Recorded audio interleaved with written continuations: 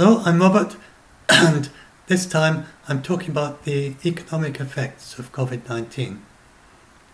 And this is based on looking around, and when you look into, if you get scared about what's going to be effect on the economy, your eye is likely to be caught to all the people who make the most dramatic claims.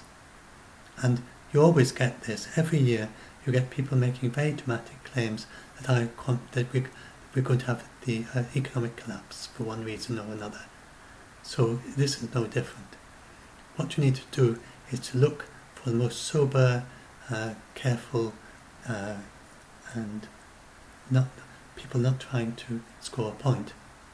So if someone in their article is talking a lot about Trump managing the United States wrongly or something, then you can tell that they're doing it as a political point. And so then they start saying, because of everything that Trump is doing, he's doing it so badly, and the economy is going to collapse because of that. And you can be pretty sure that they're not actually being very dispassionate about it, and they're seeing things as being blacker than they are, because they're trying to score a point. And so you need to be a bit careful about who you find as your sources on this. And so I'm going to present to you just the best I found based on the best sources I could find. I'm not an economist, I'm just doing the same thing that I do with anything else. I look for what seem to be the best sources. And what these people are saying is that the economy is strong, and we have governments and international bodies acting to prevent it going even into recession. So there is a risk of recession, but it's likely to be just reduction in the amount of GDP for a while. It depends on how quickly we bring it under control. It's not expected to have a permanent effect. So it's not a financial crisis. So things like the subprime mortgage crisis, they're not built up for a long period of time. It's like a coiled spring, suddenly it goes off. And this is not one of those. It's a natural disaster. It's not damaging the economy in any way. The economy is very strong, but it's had this hit it. And when you have a natural disaster, then you get a drop of output for the duration of the disaster. And then once the disaster is over, then you get a rebound, and people weren't able to do things or buy things during the disaster. Once it's over, then they start buying all the things that they missed out on during the disaster. So and so then the rebound balances for the depth of the recession, as they buy all the things they couldn't buy during the recession. And so if you have a short disaster in some country, say, then the yearly GDP is often not changed by it because of that rebound effect. Now, if it lasts for rather longer, then the people are not buying things for quite a long time, and then it rebounds, then there's a gap in output for that year. And that's called a U-shaped recession. The first one's called a V-shaped. So if we go and look down at these different graphs here, so that is a typical V-shaped one. You see, you get the drop during the recession, and then you get it going up like that after it.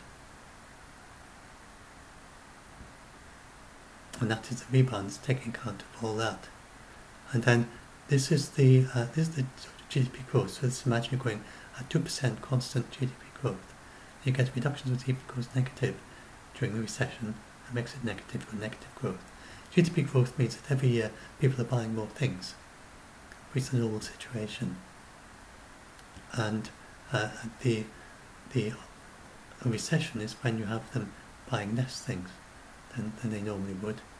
In rebounds, you're actually you go down to 2% less than they were even the previous year. And then you get them buying 6% more than the previous year, and it's back to normal. And so then you get this GDP growth like that. And then you get a little recession for 1 year, and then it continues. So that's the V-shape, so that's two graphs on the same thing. Then the U-shape is when it's on for quite a long time, then you get a little bit of a delay. So you're going just normally, you get a bit of a dip, and then it goes up at the same rate, but it's been delayed. And then you have these other possibilities where it's actually, you've actually got a reduction in the percentage. You see, not so obvious there. You've got a slope there, and you've got a lower slope. That's a bit shallower slope. That's an L-shaped. And then percentage, instead of 2%, it's going down to say 1% growth after that. But those are not likely. So this policy recession, and this financial crisis, and they say both of these, the risk is modest. So the main risk, and then this is the kind of thing you typically get, that or that. And they say it's very implausible that you get this, because there seems no reason why the economy could be permanently damaged by a short-term crisis like this, because at the end of it, then everything is the same as it was before.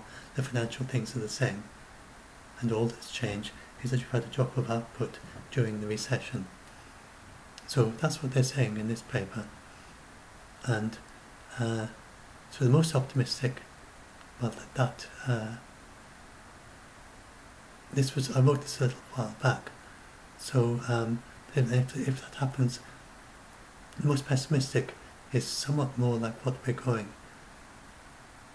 That all the countries in our model face a severe shock, equivalent to drop in growth in it. China is suffering. So it's not all the countries now, but the Italy is, United Kingdom, obviously we're getting a severe shock similar to the Chinese one, and other countries are managing it rather better. But so that was already written at that point. So Europe and Japan are like already in recession territory, and there could be a recession in the US, a short-term one as well.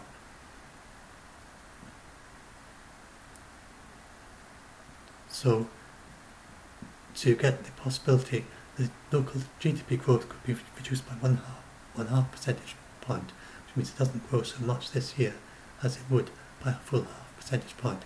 Worst case is something like a zero growth. So people are buying the same amount at the beginning of the year as they did at the end of the year. And so this all depends on how quickly we get it under control. And so I've talked before about how this really is up to us. It's not up to the virus.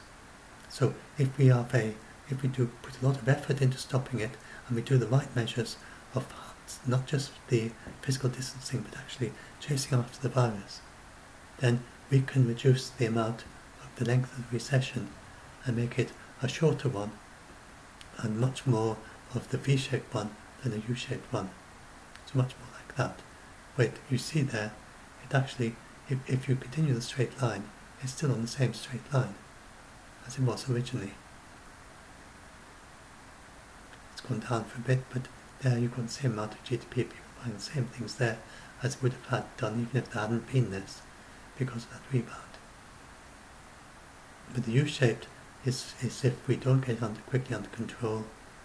And then it's important, it's not just the United Kingdom that's at risk here, or the United States, or Italy. In fact, some of the worst countries that could be affected are the ones with weaker economies, which is no surprise. And so, actually, if you look at the various measures, the IMF put in 50 billion, and 10 billion of it was zero interest for struggling economies. And that's not just being altruistic, although it's the helping countries that have struggling economies, because if there's some collapse of an economy in Africa or India or something, or I don't know if India's one of them, in Africa or something, if there's a collapse there, then that's going to affect the whole world because we're so interconnected. Maybe we're buying their bananas or something, or their kiwi fruit. That's from New Zealand. I don't know. Whatever. Maybe we're buying their something or their cocoa or their chocolate or something, and then their economy crashes. So it's So it's the whole world is affected by stuff like that, and so we're much more connected than some of us realise. And so it's not they have a very strong interest in both self-interest and obviously altruistic interest as well, because these are people too. Then, one of the big things is to make sure the struggling economies. The IMF has released 50 billion with 10 billion of it at zero interest to help struggling economies. And the World Bank has 12 billion of grants and low interest loans for low income countries. So that's 12 billions, some of that grants and some low interest loans. And so some of that is available to others, and then the various countries are doing this. China did a stimulus package. The United States is working on a stimulus package. I'm not sure of the latest on that. And so one way or another, it is certainly significant. And you look at all the unemployment. So people worry, oh, what's going to happen to my job and so on. Then once it's over, then they're going to be wanting workers again. So during and governments are trying to keep, so for instance, in the United Kingdom, we've got an insurance scheme to keep jobs going. So once you've gone, so if it's a V-shaped scenario, then you get, the people wanting much less they're buying much less things. And in this case, entire shops and businesses just being shut down by force, even if they don't want to, by the government. But then at the end of that, there'll be this big increase in GDP when they want all these things, because the crisis is over.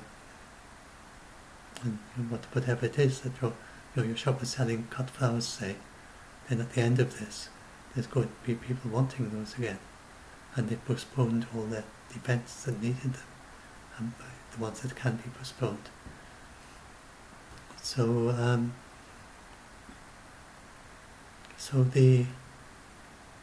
in the V-shaped scenario, you do get people either being laid off and unemployed, or the government keeps them going, but they're not actually doing anything. And then they're all going to be needed. They're going to be needed afterwards. There's going to be a big surge in a demand for these things, for the things that work on in between. So that's the main thing. So if you go and read these other things, then remember the L-shaped scenario is not likely. They don't think it's likely, and this was even looking at the long, deep thing, the reducing in the total GDP growth thing. So, okay, so that's just me summarising this stuff. So I understand the maths very easily. I don't know anything about economics, but things like these graphs are very easy for me to read and understand what it's all about. And so that's the main way I can help you. And just reading it and knowing where are the reliable sources and where to go to. And so I've done that, and hopefully that's helped you a little bit. So I did this for the Facebook group, Doomsday Debunked, and if you do join the group, and either to help other people or to be helped, then please check the rules at the head of the group. And we actually have it now as a thing you've got to take. I'm going to have a look at the rules. So please do have a look at the rules, because it's obviously a situation where people are very scared, panicking. Lots of quite a few members are autistic, and that also has the special points as well, and various other things. So the rules are especially important for autistic people to be following well-defined rules, and they're not based on them trying to be socially aware. Because if you're very autistic, then you are not capable of being able to pick up on social signals. And so it's very important that everyone follows these rules carefully, and that's what makes the group work well. So maybe see some of you there, and hopefully reassure you and help some of you in the group. And so, yeah, but there's this video. I'll upload it now.